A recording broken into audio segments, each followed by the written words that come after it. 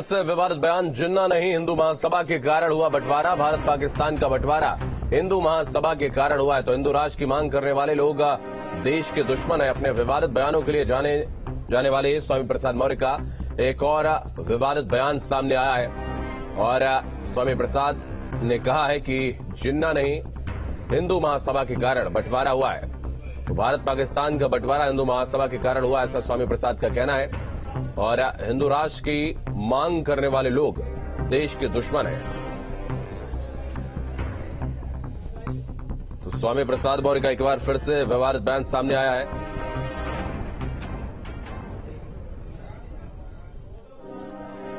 वहीं स्वामी प्रसाद के बयान पर हनुमानगढ़ी के महंत राजू दास ने प्रतिक्रिया देते हुए निशाना साधा।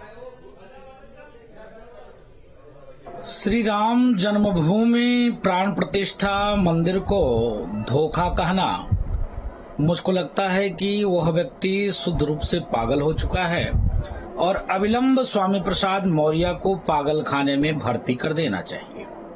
क्योंकि जब कुत्ता पागल हो जाता है तो उसको गोली मार देना चाहिए या तो फिर उसको कांजी हाउस में बंद कर देना चाहिए। दुखद है, स्वामी प्रसाद मौर्य को सख्त से सख्त इस विषय पर सजा मिलनी चाहिए क्योंकि यह व्यक्ति रोज जहर घोलता है, एक दिन की बात नहीं है, रोज सनातन को गाली देता है। स्वामी प्रसाद के बयान पर अब सियासत भी तेज हो गई है। कैबिनेट मंत्री दानिश आजाद अंसारी ने अपनी प्रतिक्रिया दी है और साथ ही उन्होंने अखिलेश यादव पर भी निशाना साधा है। इस वक्त हमारे साथ उत्तर प्रदेश की सरकार में मंत्री दानिश आजाद अंसारी जी हैं। सर, एक बार फिर से कांग्रेस पार्टी के नए प्रदेश अध्यक्ष अजय राय के आने के बाद जब वो ज्वाइन करते हैं हर हर महादेव और इस तमाम नारों के साथ अब नवरात्र में प्रदेश कार्यालय में कन्या पूजन, नवरात्रि पर विशेष पूजन की तैयारी है, क्या कहेंगे? देखिए, त्योहार का मौसम है, सभी को धार्मिक आजादी है, सब खुल के अपने धर्म के जो त्योहार है उसको सेलिब्रेट करें। लेकिन इस उत्तर प्रदेश की हमारी जनता को जिस तरीके से उत्तर प्रदेश की योगी सरकार ने एक निष्पक्ष तरीके से, एक पारदर्शी तरीके से एक विकासवादी माहौल दिया है, तो आज आम जनता के दिल में हमारी योगी सरकार के प्रति एक विश्वास का भाव है। तमाम जाति धर्म मजहब के लोग पूरी शांति के साथ अपने त्योहार को सेलिब्रेट कर रहे हैं। तो यही वो माहौल है जिसकी खोज उत्तर प्रदेश की जनता करती थी। क्योंकि जब समाजवादी पार्टी का शासनकाल था, हमने देखा कि किस तरीके से उत्तर प्रदेश की कानून व्यवस्था लचर थी और उत्तर प्रदेश में जो कानून व्यवस्था के साथ खिलवाड़ करने का काम अपराधी किया करते थे। लेकिन आज उत्तर प्रदेश को एक सुरक्षित माहौल हमारी उत्तर प्रदेश की योगी सरकार ने दिया। सवाल सर ये है कि 2024 लोकसभा चुनाव से पहले कांग्रेस पूरी तरह से बदल रही है। उनके प्रदेश अध्यक्ष कहीं भी जिले में जाते हैं, उन मंदिरों में जाते हैं, अब प्रदेश कार्यालय में ही, पहले हर हर महादेव, अब जय माता दी।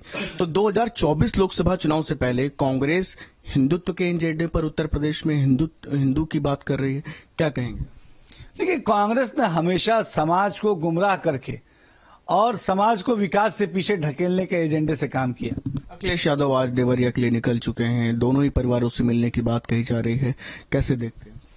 देखिए, देवरिया प्रकरण में हमारे मुख्यमंत्री जी ने सीधा उस प्रकरण का संज्ञान लेके और निष्पक्ष और पारदर्शी तरीके से जो भी उचित और जो कठोर कार्रवाई थी उसको करने का काम किया। निश्चित तौर पर हमारी उत्तर प्रदेश की योगी सरकार निष्पक्ष और पारदर्शी तरीके से लॉ एंड ऑर्डर को मेंटेन करने के लिए ईमानदारी से काम कर रही है और जो भी उचित कार्रवाई होनी चाहिए थी देवरिया प्रकरण में हमने की है। निश्चित तौर पर राजनीतिक दल के रूप में उनको वो जाएं मिले, लेकिन इस बात पर राजनीति करने का कहीं कोई औचित्य नहीं। एक बार फिर से स्वामी प्रसाद मौर्य जो अपने विवादित बयानों के लिए जाने जाते हैं, फिर से एक विवादित बयान दिया। उनका साफ तौर पर कहना है कि जिन्ना बंटवारे की वजह नहीं थे, हिंदू महासभा बंटवारे की वजह थी, क्या कहेंगे इस पर? देखिए, समाजवादी पार्टी का असली चाल चरित्र और चेहरा समाज जानता है। समाज जानता है कि समाजवादी पार्टी का एकमात्र लक्ष्य है समाज को भ्रमित करके अपनी निजी राजनीतिक रोटियों को सेकना। हमारे भारत ने, हमारे देश ने बंटवारे के दंश को झेला है, बंटवारे के दर्द को सहा है और जिन्होंने इस दर्द को दिया उसके हिमायती बनना ये साफ दर्शाता है कि समाजवादी पार्टी को हमारे भारत के विकास से, भारत के भाईचारे से कहीं कोई मतलब नहीं। बहुत बहुत शुक्रिया इस खास बातचीत के लिए। तो ये थे हमारे साथ उत्तर प्रदेश की सरकार में मंत्री दानिश आजाद अंसारी, जिन्होंने तमाम अहम सवालों पर अपनी राय हमसे साझा की। वीडियो जर्नलिस्ट सूफी खान के साथ शुभम पांडे, न्यूज स्टेट, लखनऊ। राज्यमंत्री मनकेश्वर शरण सिंह ने स्वामी प्रसाद मौर्य के बयान पर निशाना साधते हुए कहा कि स्वामी प्रसाद मौर्य का मानसिक संतुलन खराब हो चुका है। उत्तर प्रदेश में स्वास्थ्य राज्य मंत्री मनकेश्वर शरण सिंह हमारे साथ मौजूद हैं। सीधी बातचीत कर लेते हैं। सर, स्वामी प्रसाद मौर्य का एक बयान सामने आया जिसमें उन्होंने कहा है कि जो हिंदू राष्ट्र की मांग करता है वो देश का दुश्मन है, और जब हिंदुस्तान पाकिस्तान का बंटवारा हुआ है तो वो हिंदू महासभा के ने कराया है। क्या कहें? मुझे लगता है कि तो उनको इतिहास की जानकारी नहीं है और केवल न्यूज चैनलों पे बने रहने के लिए वो इस तरह के ऊटपटांग विषयों को लाते हैं, और मुझे लगता है कि इससे देश की प्रगति में कोई इजाफा नहीं हो रहा है, नुकसान ही हो रहा है। और भाषा को हर राजनीतिक व्यक्ति को कम से कम अपनी भाषा पे, अपनी जबान पे कुछ ना कुछ लगाम रखना चाहिए।